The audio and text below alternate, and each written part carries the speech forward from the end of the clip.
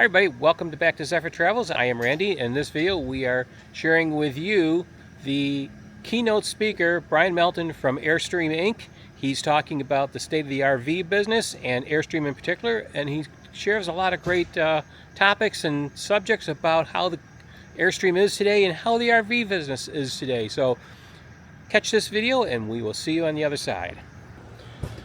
Well, this morning at the International Rally we are heading into a presentation by Airstream Inc. and it's the Vice President of Sales, Bryan Melton, who we've met and he's actually been on this channel before. He is giving the statement of what's new with Airstream this year. So it's always a highlight of the rally. They also do some giveaway stuff, so kind of fun to check that out. Maybe we'll win something. It is now my pleasure to introduce the Vice President of Sales of Airstream Inc., Bryan Melton.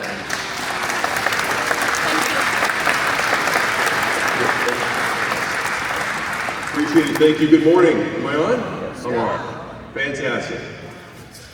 It's great to see each and every one of you today. It is incredible to come on in and see the sun glistening off that sofa.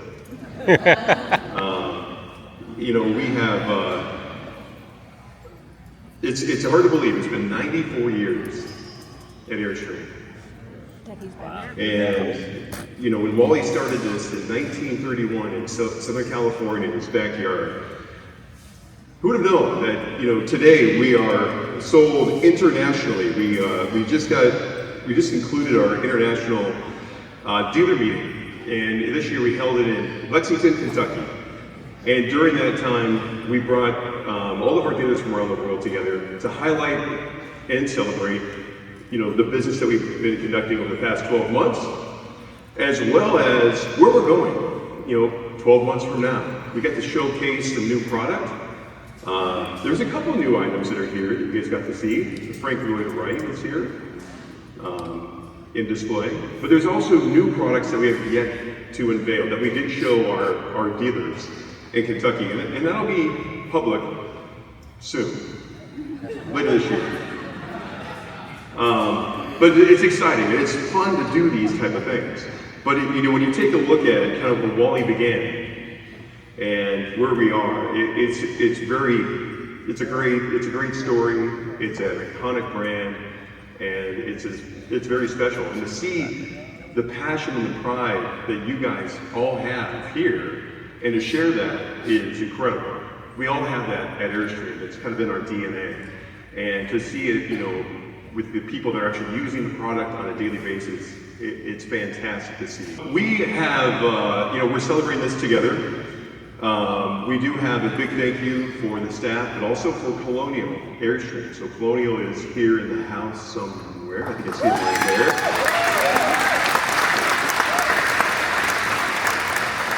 You know, the amount of work that these guys put together to help put on the event, you know, it's a big team, as everything is. But they have techs out here helping out, which is absolutely fantastic. They have a sales team here. The units that are out on display are theirs, and they're incredibly supportive. They have a great story, and I'm not going to go into too much detail, but you know, it's two brothers that kind of started this whole thing. And they started in a car. In what, 91, is it? 1991? Or 80, no, 81. 1981 is when I think it all kind of really started, Colonial. And they put together so much energy and effort that they are now one of the top Airstream dealers in the world.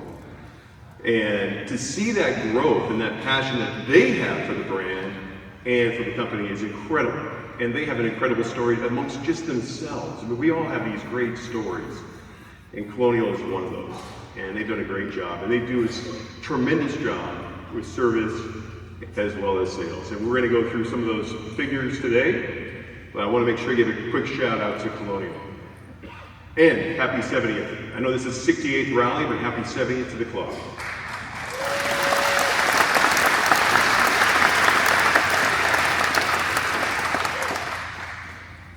So one thing that I wanted to cover today is kind of the state of business, how things are looking at Airstream, what's the future look like. We'll go back in the past a little bit, and we'll kind of wrap up with some marketing items that we wanted to cover as well to kind of highlight what we're doing with the brand.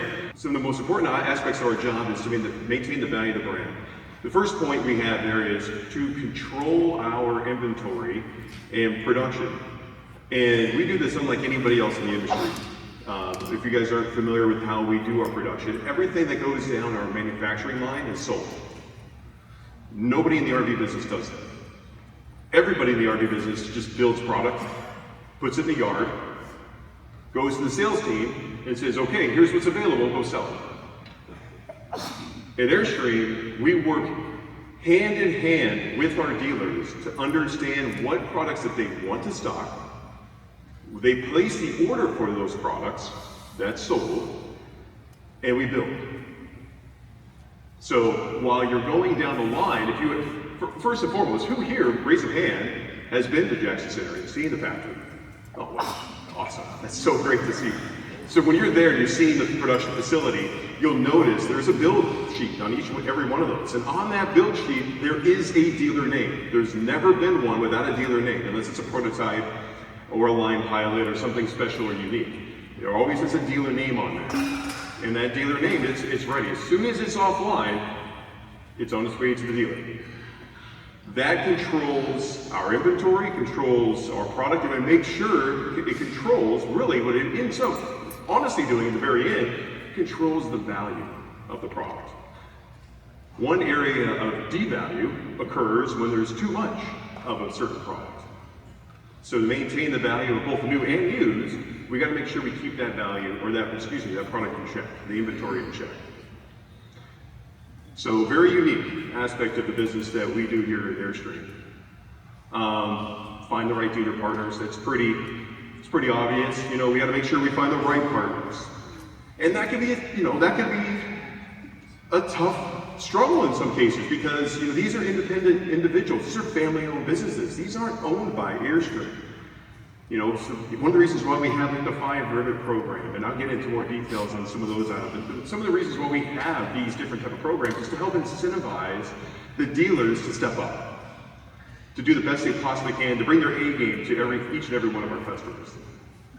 But we do, we work really hard to find the right dealers. And then once we find them, we do our best to maintain that relationship, we nurture that relationship, we train the team, build quality, and strive to meet customer expectations. Customer expectations they grow very fast. We're handcrafting a unit that's going down the road with a constant 7 to 7.5 earthquake every single time it's going down the road. And it's engineered to do so, but the customer expectations, we have to maintain and make sure that we're keeping up to that customer expectation. And it's something that keeps us up at night sometimes as well. Innovate new products and services. This is a big key moment. I'm going to share with you, I'm going to kind of pull back the curtain and share with you some of the things that we're doing at Airstream Corporate. One of those items is innovation. I don't mean just product innovation, but just innovation in general. We'll go through that. And then keep Airstream in front of mind with streamers and dreamers. We have done, there's some pretty exciting things that have taken place this year. You guys might be a fan, or at least of, the series Tracker. We were in the movie The Accountant and The Accountant 2, which happened this year. There's Super Bowl ads that we get to be a part of, which is just fantastic. These are great relationships that we have. Some of the reasons why we do a lot of these different marketing campaigns is to keep the brand in the forefront, and we'll cover some of those later on in the presentation. This is a big one, organizational change. So when the pandemic hit, there was a massive increase in demand for recreational vehicles. Airstream is, of course, among those. And we needed to really focus. So we moved things around. We had we created a different, kind of a division at Airstream, if you will. Travel trailers, touring coaches. And we had teams underneath those to just be very hyper-focused. Now that we're past that, we're taking a look at how does it affect Airstream? How does it affect our employees? And we realized there was a little bit, that division created, guess what? Division. So we wanted to bring it all back under one Airstream. In that division also, there's a couple things that take place. We have electrical engineering for touring coach. We have electrical engineering for travel trailers. They're not talking to one another. they're in two different buildings. You know, how do we bring it together so we take the best minds that we have, the best ideas from this engineer, and we work it in with this engineer to create a better product? So today we're a lot more unified. This is something that took place maybe 2 months ago, 3 months ago. It's brand new. We just brought this all back under one unified house. And this is kind of, again, blowing back the curtain. These are our strategic goals from the executive team that we strive to do with our teams on a daily basis. So I'll get through these a little bit.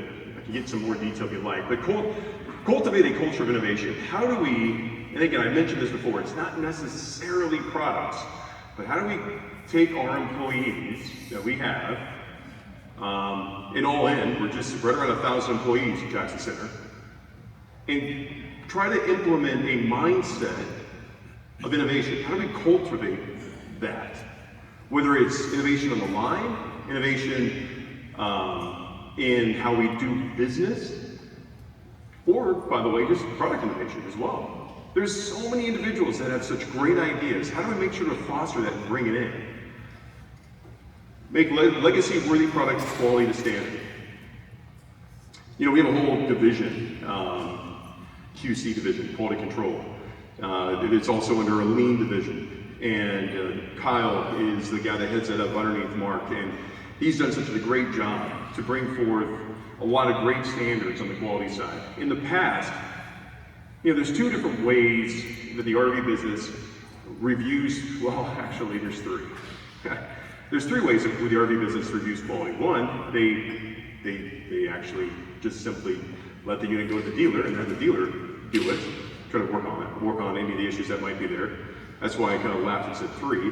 The other one, which is pretty common in the industry, is once it's done and offline, it goes to another division, a quality division. And that division then scrutinizes the unit. That, long term, and quite popular in this industry, also creates division. Because what you're doing is you're paying someone to find problems, and then you're telling them that that's the problem. And you're creating this back and forth. What we do is we create an online, we call it just in time, but it's immediate, online quality. For those who've been to the factory, you'll see these individuals on the line. You'll see them all they have iPads or tablets, and they have exactly what they're looking for. They know what they need to test for before it goes to the next station. And that goes down the line, and each few stations will have a checkpoint, and it cannot go past that checkpoint until it finishes all those, and it goes on to the next. And that goes all the way to the very end. You know, we do things that are also unique. We test, for example, all the solar components. You said, well, that's normal, people do that. Most people don't. They don't have lights that actually that turn on inside to test all the solar and battery components. We have all that. We put that all in. And in the very end, each unit that we produce is hand waxed. So it's washed and it's waxed. It's all hand done at the very end. It's that care and meticulous attention to detail that we pride ourselves in. Enhanced data-driven culture. You know, a lot of times in this industry, a lot of things just come from the gut. You know, you have an idea, you want to bring it forward, and it's a single individual. And all of a sudden now we have maybe a new floor plan or a new widget or a new idea and concept, but it comes out of just a thought. And that's not bad. But we want to make sure that we're getting all the data and that we're filtering it through and we're taking a look at everything. And we bring all that together before we actually then come up with the game plan. And we're not trying to add more tasks or time. What we're trying to do is make sure that that decision or that idea is right. So, and that is that we're also focusing internally with everybody at the office. How do we make sure that we are data-driven, that the decisions are grounded in data? Enhance employee engagement and accountability. That's kind of self-stated there. I mean, we want to make sure we're engaging with the employees. You know, one thing that we've initiated, again, going behind the curtain a little bit here, but we've created a director cohort, we've created a leadership council, we've also created what we call L4, these different terminologies or cross-functional teams at different various levels that are working together on the common good or common goal. And we didn't have some of those in the past. This is kind of a newer element, and it's fantastic. You know, instead of being in a, for example, service silo and a sales silo and an engineering silo, now you have these divisional teams coming together. You have an individual head of product development, you have an individual head of engineering, someone from sales and marketing, and they're all working and collaborating together. You think, well, that should be just normal, that should happen. Well, you'll be surprised. The engineers a lot of times with their heads down, they're just going to work. They don't necessarily need to put their head up, look around, and talk to marketing and sales and everyone else. So it's really great to see these collaborative teams come together. And then enhance brand experiences through unique customer engagements. This is a new one, and I have a slide later on, so I'll save that for later. But we're trying to take a little bit of a leap and be more engaged with you, with our customer. How do we as a brand engage the customer more? And that's a lot of brands are trying to figure this out, and we'll have some more on that a little bit later on. Again, this is kind of pulling behind some of the details that we don't normally share, but this is our sales. So in for those that know, right, 1980 was a big year for Airstream. 1980 was a year that two individuals bought Airstream, they took on Airstream, from Beatrice Foods, who was running Airstream at the time after Wally's passing. Those two individuals, they loved Airstream. They thought the brand, the iconic Americana piece of it could be really something special. Those two individuals was Peter Orthwein and Wade Thompson. There's two guys that just loved Airstream. They had nothing really in the RV business before. But they came together and they said, let's buy Airstream. Well, to do so, they had to create a business, an LLC. They created a partnership. They used the two initials of their last name to form the name. Thompson, T-H, and Orthwein, O-R. So 1980, Thor was established with the purchase of Airstream. Since then,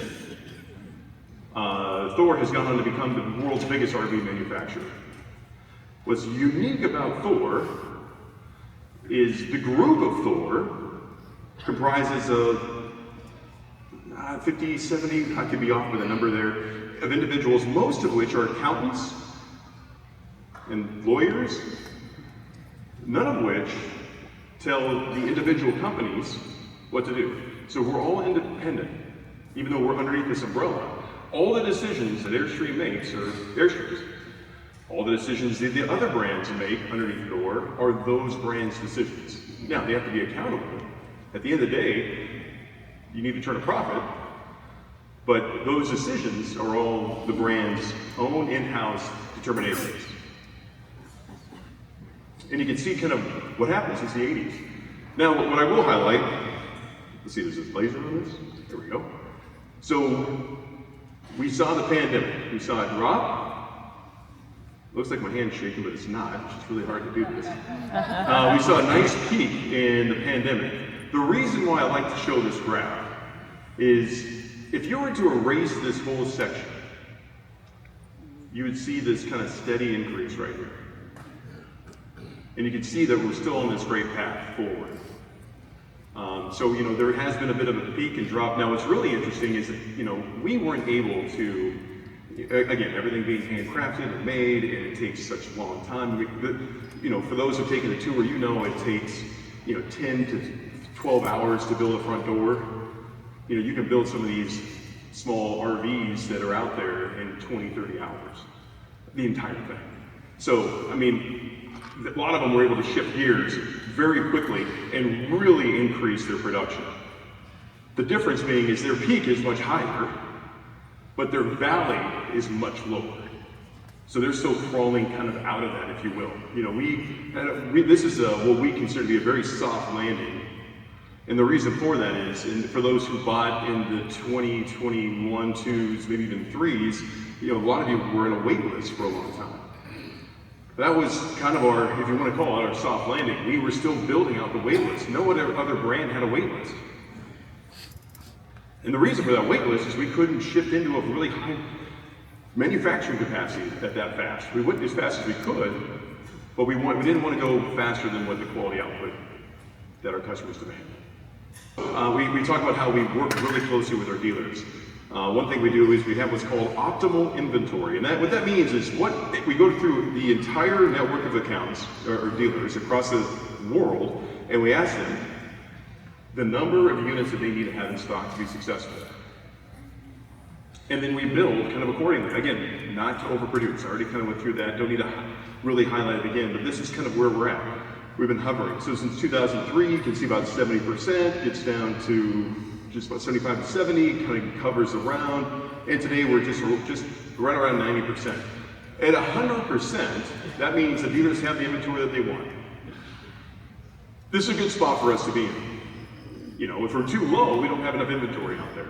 If we're too high, then we might have too much inventory out there. So again, we keep a really, really close eye on making sure that we have enough inventory in stock, but we're not overproducing. Jumping into service. Service is really unique at Airstream, or in the RV business. Let me say that. When we start talking to dealers that have not carried Airstream before, and we start really engaging them with service, they look at us kind of puzzled. Certainly ones that are like sell a whole bunch of just random, you know, inexpensive travel trailers. And the reason for that is usually 5 years or 6 years after ownership, they just try to sell them another one. They don't want to service it. They want to sell them a new one. And when you talk to some of these big, and these are some big accounts you're talking to, you know, and they're just looking at you kind of puzzled. Like, service is not a profit center for dealers, traditional dealers. And they don't think of it that way necessarily. At Airstream, we're completely different. We look at this saying, hey, how you're going to sell your second Airstream is through service. Service is sales. It's one and the same. It's just, by the way, take both those words out. It's taking care of the customer, is what it is. So what the slides we have up here is, hey, we've been focusing on this, we've been trying to grow, making sure that we're gaining service bays, but more importantly, techs across the nation. More techs, more bays, faster you can be in and out, you know, back on the road. So we had a 6% increase, that's a 12-month period. So over the past 12 months, we've seen an increase in both bays and techs. If you do type in to Airstream's technical service, we have a team called Owner Relations. And if you get into Owner Relations, we have a program now called Zendesk. And it's great because now the managers can take a look, the directors can take a look. We can look to see how the conversations are going. Before, it was kind of an email came in, an email went out. We hoped that the person that you were talking to, you were taking care of. But now it can be a teachable moment. We can understand what the conversations are. You know, sometimes these individuals, you can think of it. You know, they handle a lot of calls and emails every day. And there's only a handful of them. And most of those calls aren't just calling us to ask them how their day's going. How you doing today? Hope you're doing well. You know, it's like, I got this thing, I got this issue, I want to have a solution. And that's their job, to find a solution with you. But what we've done is we use Zendesk to kind of go through that. And there's an AI functionality component, that's that little parentheses. You know, we're trying to take a look at tech. You know, how do we look at it? So if your question's already been asked, we can say, hey, this question's been asked before. Here's some answers that have already been written by our Owner Relations. Do these answer your questions? And if they don't, then you can get back into the queue with a live individual. It also helps you maybe polish up some of the context of some of the emails and correspondence back and forth as well. Make sure that we're very professional in the way we respond back. New position, warranty claim analyst. You know, one thing that we had open for, well, I shouldn't say open, but no pun intended. When a warranty claim is open, we wait and are reliant on the dealer to close it. And you guys might be on the, let's say for example, you had a warranty claim, and you're waiting, and you're waiting, and you're waiting. And you're saying, well, Airstream's taking for so long. Well, we're also waiting for the dealer to close it. So there's this kind of miscommunication that might be taking place. So we actually put we said, you know what, we're gonna be proactive in this position. We're gonna hire someone to manage all of those open tickets.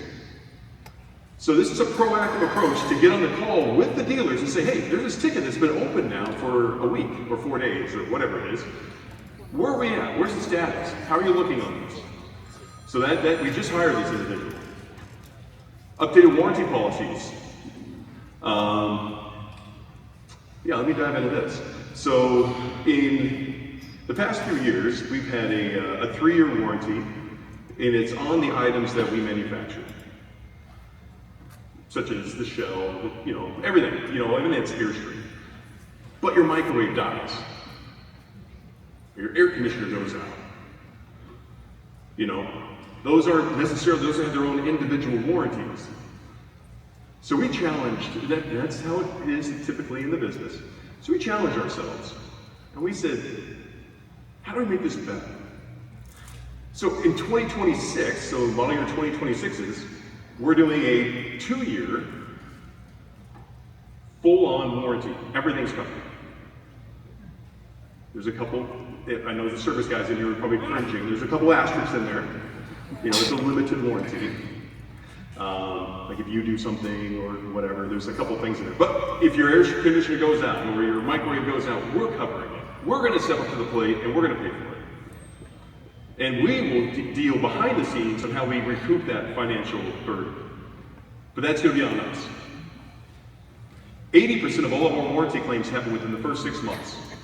That means we're taking care of almost everything. And we're gonna take care of all of those issues for the consumer. That's both motorized and towables. Now, specifically on motors, we pay for an extended warranty with both our Ram chassis and our Mercedes chassis. So it's a 5-year chassis on both of those, unlimited warranty. The other thing we've done on the towable side is we've increased our chassis and our shell warranties, so our aluminum shell, to 5 years. Across the board, it's 2-year on everything basically that's inside, 5-year on kind of the exterior aspect of it. So we're really excited about that. We think it's a step in the right direction, making sure we're taking care of each and every one of our customers, and making sure you guys are on the road with a solid product. And then the continued support of online in-factory training. You know, we have in-factory training multiple times throughout the year. We bring techs in all the time to Jackson Center. We train them on the product. By the way, it's a requirement. They have to be trained. If they're factory authorized, they have to be trained. And then we continue to engage with them on the service side through updated videos, more content, and online courses. We're constantly training. Speaking of training. So we also have a sales training. This is going to more focus on the sales part of it. This is a sales component. Again, if you're selling Airstream, you have to pass all these training components. Otherwise, you can't sell Airstream. You might go to a dealership that carries a whole bunch of different models. And you might engage with someone, and they might say, hey, you have to talk to Sally over here because she's the one that can sell Airstream. That's true. That's unlike the RV business. Most people, it's the first, they call it an up. Whoever the customer comes in, they take them, and that's their customer. Not with Airstream. You have to be trained, you have to understand the product, and you have to be authorized to be able to sell and service the product. So we have over 1,000 individuals trained. We have a master sales program. That's within the sales division. We have in-person training. We have LMS, which is a learning management software. It's an online course. Before you're able to sell an Airstream, you have to finish all the online courses and conduct an in-person training. RSD stands for Regional Sales Director. Steve Hartman is right there. Hey, Steve. And Tim Maxwell is somewhere. Where is he? There he is, Tim Maxwell. So Steve Hartman is on the regional side. These are two that are for the East Coast. Steve is on the based on the East Coast, covers everything for the most part Mississippi East, not quite. But Steve is our regional sales director for the motorized, and then Tim Maxwell, slightly smaller territory than that, but covers everything on the East Coast as well on the towable side. And then again, our goal is to continue to take care of the customer through our dealers. Buy driven. So this is a dealer standards program. The first of its kind in this industry, but it's not the first ever. I mean, you know, there's the diamond, it's the, you know, the 5 diamond, it's the different type. A lot of automotive brands have something similar. You know, how do you how do you help the dealers elevate themselves? Again, I mentioned before, they're independent. How do you help encourage them to better themselves every day? And 5-Rivet does that. It creates a standardization. There's 13, 14 different points that they have to make. They have to do these things. And once they do those things, then they're eligible. Now, what makes them 5-Rivet is you. It's not us. They have to meet these eligible items. That's on Airstream. Everything else, from a sales and service standpoint, is measured by the customer. We don't have any sway. Airstream Inc. has 0 sway in this. So, and by the way, we've had 2 dealers since its inception that have made 5-Rivet every single quarter. And one of them is here today.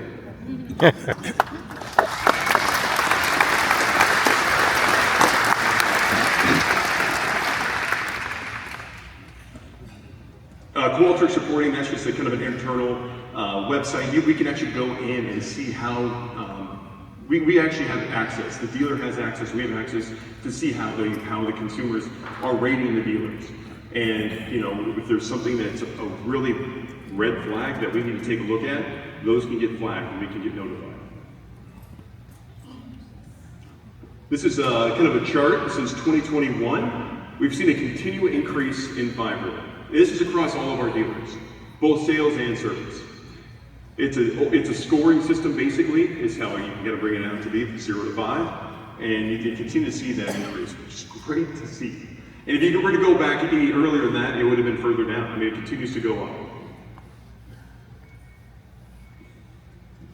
Another area that we can focus on is NPS. It stands for Net Promoter Score, and it's used within a vast majority of industries. It's something that a business can take a look at and say, how do we compare against Apple? How do we compare against Microsoft? How do we compare against Ford? Pick whatever brand you want. And we can see how our number scores. That score is from a negative 100 to a 100, with 0 being right in the middle. So, just to give you an example of the industry, now these are all available for you, these are all public. By the way, Airstream's number is public. You can look these things up. But this is kind of where we look. So industry-wide benchmark, all industries, right around 32. You can take a look here. Technical companies, 35. Consumer goods, retail, 43. Hospitality, travel, automotive, and banking and financial. So what about individual brands? Here's a couple examples. So Starbucks, 77. That's pretty high. Apple, 61 to 72. Now, when you see a range like that, it's because they may go into different aspects of business. So, for example, with Apple, they have both a media company, like the movie music aspect, and then they have their products, their laptops and cell phones. Amazon, similar there. They have shopping, but they also have, you know, consumer goods like Prime and Prime Video and a few other things. Netflix, Nike, Walmart. There's a negative right there, -4. Again, 0 being right in the middle. McDonald's, -8. So, how do we stack up? 100. Now, 100. I love it. I wish. That's our goal. So how do we stack up? Now again, how are these voted, right? These are not done by anybody at the corporate. These are all done by the consumers. The consumers grade us. And we break it into, a lot of companies average it, we break it into sales and we break it into service. Sales. On new products, we get 76. We're very proud of it. Service, we're at 59. We would like to be better. That's really good though, still. Yeah. And this is kind of the tail of the tape over the past few years, since 2021. Again, increase. That's what we like to see. We like to be a little bit higher in service, we like to be a little bit higher in sales, but we're going in the right direction. And a lot of this is because what gets measured gets managed. We're getting into the details on this with our dealers, and we're sharing this with our dealers, you know, customer feedback. And we're working with our dealers to kind of understand, is it product related? Is it something that we need to do better? Do we need to make something in a different way that's easier to service it? We're having these conversations. You know, with our dealers being independent, we do want to be the partner of choice. We want the dealers to say, out of any other brand, we want Airstream, 100%. That's what we want. Retail focused. We are, again, we produce what we want to retail. The retail gets done through the sales directors that we have. Their primary focus is retail. Everything that we talk about on the sales organization is retail. What Airstream wants to talk about is wholesale, because that's when Airstream can, you know, check the box on revenue. But we focus 100% on retail. When we're talking at our Monday morning meetings, we're sitting down and talking about goals. All of our goals, all of our concepts, all of our ideas, everything that we're doing is based on retail. When everything's based on retail, you ensure that your products are up to date, are competitive, look good, and are turning. If you're basing 100% on wholesale, you're not focusing on those things. You're just focusing on getting over the curve. So we're very, very much retail focused. Disciplined product and retail approach, kind of back to where I was. I want to make sure I leave time for questions. I'm talking longer than I thought I would. Product launch timing, let me get into that. So in past years, we focused on a model year launch at dealer meetings. So we just had our dealer meeting, we launch new products, they get excited, and then we kind of work on bringing those out until we have the next dealer meeting, and we do it all over again. New model year, new products. We changed that up, and we made it a little bit unique. This year, we launched Midnight Flamingo in the winter, Outland 19X, basically a 19X that's been turned up to 11. We launched Basecamp 20XE. We launched Classic 28. I might be missing one or two. But we've launched some new products, not necessarily, Frank Lloyd Wright, we launched that a month and a half ago. We launched all those prior to the big model year launch. And on top of that, we have new models that we launched at dealer meeting that we're excited to bring out in the next few months. So there's a lot of really unique aspects that are going on, but we're focusing on it. Now, why? If you launch everything at once, you lose some of that excitement throughout the year. If you launch it through different points of the year, you're creating excitement throughout the whole year. You're not just focusing on 1 month of a 12-month system. You're doing, let's say you're doing 4 or 5 months out of the year. Airstream continues to be top of mind. We get into magazines, we get into publications, we get in front of people, and that's the exciting aspect of some of the reasons why we're doing these. Comprehensive dealer programs, we've kind of covered 5 Rivet, we've covered a few other ones. There are more, gets into the weeds a little bit. Dealer standards, that's the 5 Rivet, you know, keep that going. Quality dealers over quantity, that's big and important for us. Our dealers have big territories. You guys know that.